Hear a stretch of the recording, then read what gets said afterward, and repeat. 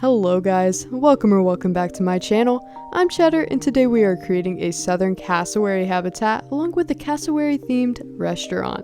Now if you're interested in viewing prior videos of my EcoLife zoo, be sure to click the card above. Now with that being said, let's get right into the video. Now for this build, I simply just went by vibes, honestly. I haven't posted in a bit and it's honestly just because I got bored of playing Planet Zoo. I wasn't inspired to build, and you know, that's okay. Don't pressure yourself to do something that's a hobby or else it really just ruins the fun. Now, with that being said, the goal for this build was to reignite that inspiration for playing Planet Zoo. This is by no means, quote-unquote, the best Planet Zoo build, nor does it make much logical sense in the real world, but it sparked that inspiration for me to play again. I also want to say thank you for 100 subs. I was so shocked when I logged onto this account after not posting for a while, and seeing that, y'all have just given so much love to this channel, so thank you so much for joining my community. I just can't wait to grow this with y'all, and if you haven't subbed yet, absolutely feel free to. We'd love to have you here. With all of that being said, let's just get right into what you came here for. Now, to start off, I began by just building the shelter for the cassowaries. This space just was so intimidating to me. This area was absolutely huge, and I just started with what I knew. So, I made this simple shelter that is the same shape as the one for the koala and kangaroo habitat to kind of get myself used to the controls once again. This is just such a simple design, but it works so well for this area. And I was able to make it look different from the one I used in a prior habitat simply just by changing the color palette. Remember, you don't have to come up with these crazy designs over and over again. If you have something that works, just use it. It's not gonna hurt anything. It's your zoo. Who cares? Honestly, that's my opinion. Who cares? Anyways, let me get off my soapbox before I'm up there for too long and no one can get me down. So, from here, I took the custom barriers we used for other habitats in this zoo to give myself a feel for how this habitat was going to be laid out. I didn't come up with a particular plan. I just went with what felt right. And this really took away the pressure of creating like this quote-unquote perfect build. And it made me actually enjoy playing the game. I didn't feel this pressure to create something amazing. I created something that was just for me, and hopefully for y'all as well. Now, one thing I did know is I wanted this habitat to only be viewed from inside the restaurant. Now, after finishing up this build, I made this super beautiful and perfect design to give y'all an idea for how this building is laid out. This habitat is meant to be part of the restaurant rather than it being two separate entities. The idea is people can check in, and while waiting for a table, they can sit and view the cassowaries. Now, as you can see, as I was building, I zoomed out and realized just how far the restaurant was from the path. To fix this, I simply just picked up the buildings and threw them down elsewhere. This is where everything just clicked into place for me. Suddenly, I was piecing everything together in no time, honestly. I simply just rearranged the barriers, once again just going with what felt right. I mean, I wasn't really worried about getting the detail right at this point, but just building up the base for that idea. Now, as you'll soon see, I created a small building that allows the staff to enter the habitat. I likely could have just added in a gate, but I didn't like the idea of the habitat being so easy to access to guests. In the game, guests obviously can't use the keeper entrances into the habitats, but realistically, you don't want to give guests the slightest ability to do so because cassowaries are known to attack humans if provoked. I know that got dark really quickly, but I'm just being honest, guys. Now, at this point, it was time to build up our restaurant, which is called Cassowary Corner. I know I'm quite creative. I wanted this building to look as if it was made using shipping containers. To do so, I made sure any of the iron walls were made, I guess, boxy, if that makes sense. The most difficult part of this was just figuring out the roofing. I ended up just throwing another quote-unquote shipping container on top so we could have some seating on the second floor. A lot of the builds in this part of the zoo look extremely similar, so it just felt important to make it slightly different from the rest. Now, there isn't a staircase or anything for the guests to use to get to the second floor, but the best part about Planet Zoo is it's a game, believe it or not. And the guests just magically spawn in the seating after they enter the restaurant abyss. So I don't know how they get there, but they do, and I'm not gonna complain. The only major issue, I guess you could call it, I had was with the flooring. On the second floor, the restaurant asset made it difficult to place the flooring evenly, so I just made a fancy little step, and honestly, I think it makes the space look much better anyways. I see it as just a happy accident. Now, on the other hand, adding flooring on the base level was the bane of my existence. And you may be saying, Cheddar, why? Everything goes perfectly for you. And the answer is, I made a mistake. I don't own up to those often, so everyone should be proud of me, okay? Now, when I first started building, I forgot to level out the terrain. This was an easy but annoying fix, so just remember if you're gonna build a giant building and plan to add in some flooring, be sure to level out your terrain. Don't be like me. It took me literally so long to fix this, so I'm gonna skip part of it, but just know it was a struggle. I promise you that. Now, honestly, after I figured out that flooring, I was so annoyed that I just made myself do something easy. I just went ahead and threw on the roof, so I felt like the building was mainly complete, then added in this beautiful glass roof on the second floor. After I did this, I just finished up the interior, just adding in some random decorations to make it look a lot less bare, and I added in some more seating. Now, if you've made it this far, be sure to hit the like button. It helps me reach others that enjoy my content just as much as you do. And while you're down there, be sure to subscribe if you haven't already so you're able to keep up with EcoLife Zoo. I would love for you to join the community we're growing here. Now, with my not so subtle plug out of the way, let's get back into the video.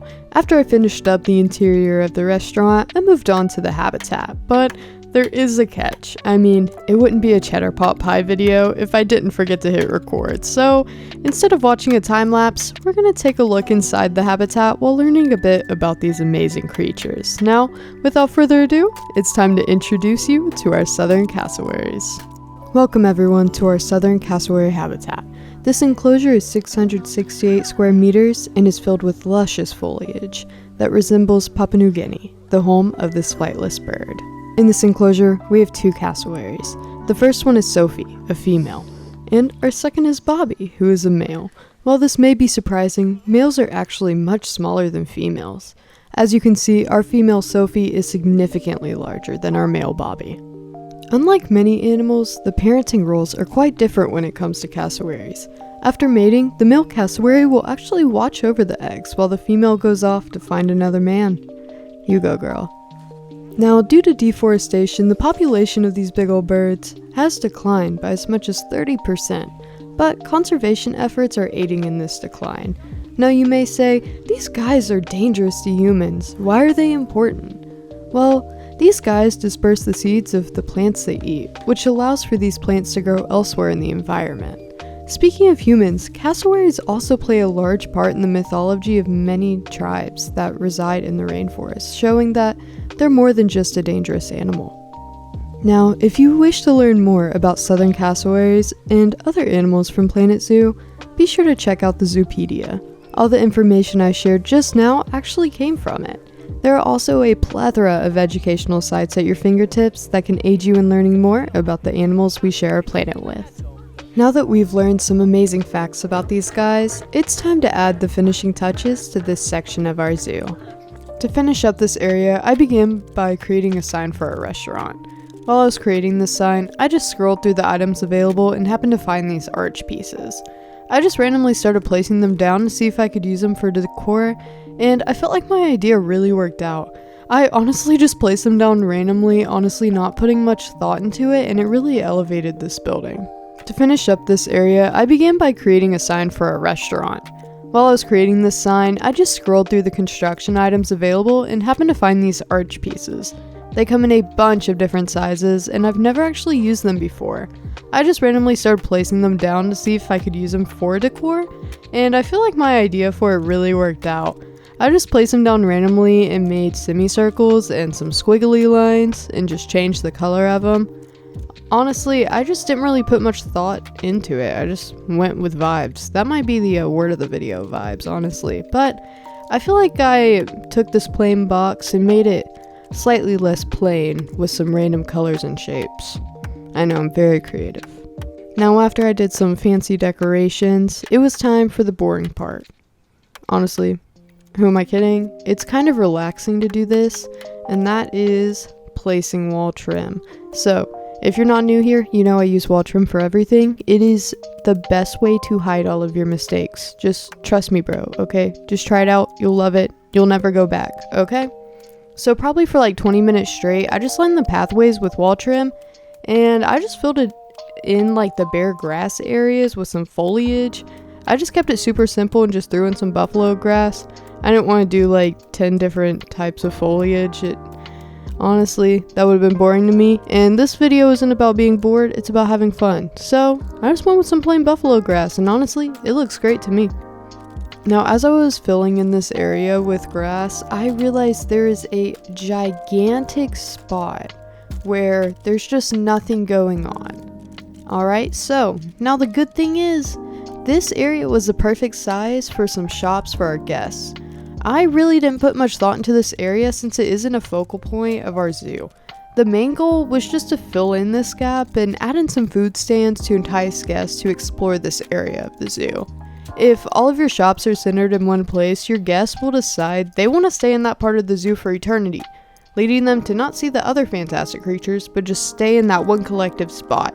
It'll also just lead to congestion, and it's not good for anyone. It's annoying, honestly. So, pro tip, space out your shops. Now, after this mini shop area was complete, I just went ahead and placed down some grass and some wall trim, a bit more grass, some more wall trim, you get the point. So, let's just skip to the final part, okay?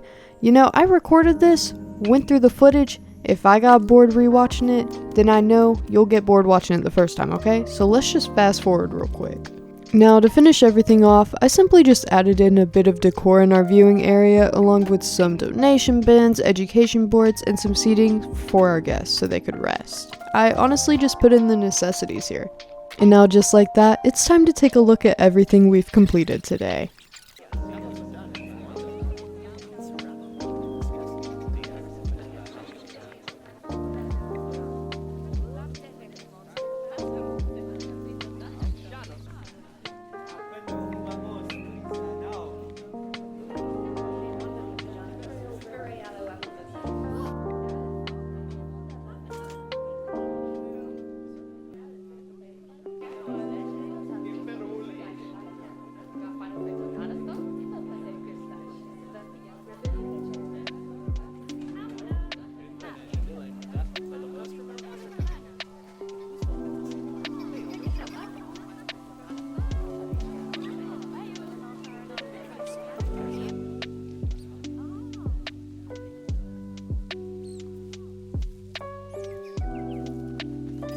Now, in case you didn't notice, we quickly went from 2 to 4 Southern Cassowaries in this habitat. If you have any name suggestions for these little guys, be sure to leave them down below. And if you have any suggestions for some names for our other animals, leave them down there as well. And just like that, we are done for the day. Thank you guys so much for watching. If you've made it this far, be sure to hit the like button. And if you'd like to keep up with EcoLife Zoo, subscribe so you don't miss it. In our next episode, we're going to do a showcase of our Australian section of the zoo. I have an idea for what our next section will be, but if you have any suggestions, be sure to leave them down below. Alright, I will see y'all in the next one. Bye guys.